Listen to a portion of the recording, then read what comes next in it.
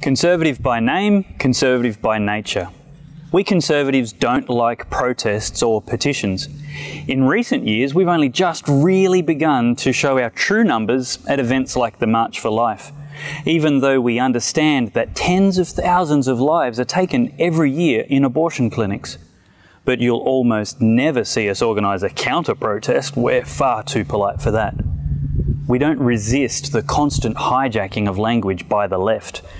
We willingly cooperate when they reframe the debate with words like choice instead of abortion and marriage equality instead of homosexual marriage. On our social media, we prefer to post pictures of cats playing the piano and what we're having for breakfast instead of speaking out against injustices like deliberately killing unborn babies and deliberately designing families without one of the parents everybody naturally must have. It goes against our nature and challenges our comfort zones to make our voice heard. Take Cadbury, for example.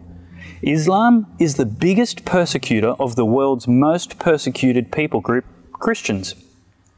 And Islam teaches that Jesus was never crucified and certainly never resurrected.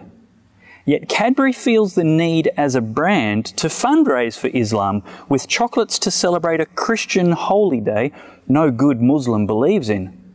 They pay a fee to certify Easter chocolates are permitted for Muslims. And the profits from this halal certification go to Islamic schools and mosques, which teach that Easter is just a big lie. Those same schools and mosques here often send donations we've helped finance to Islamic schools and mosques in Muslim-majority nations. And from there, those funds are totally untraceable. It's fair to assume those funds are often invested in fundamental Islamic agendas.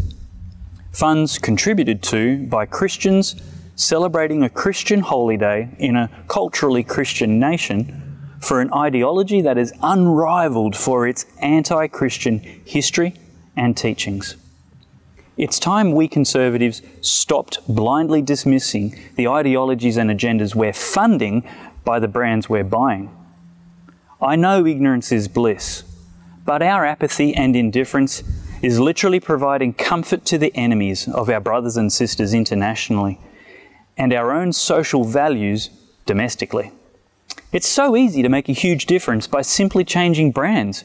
Refuse to buy Cadbury until they stop paying fees for Islamic approval. It's all a big con anyway, completely unnecessary. What did Muslims eat for the 1300 years prior to commercial certification? They used common sense and had no problems. It's just a fundraiser forced upon ignorant consumers like us.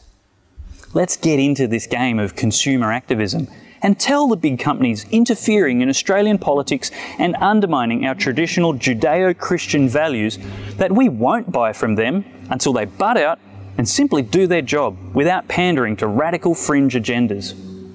This is Church and State with Dave Pellowe.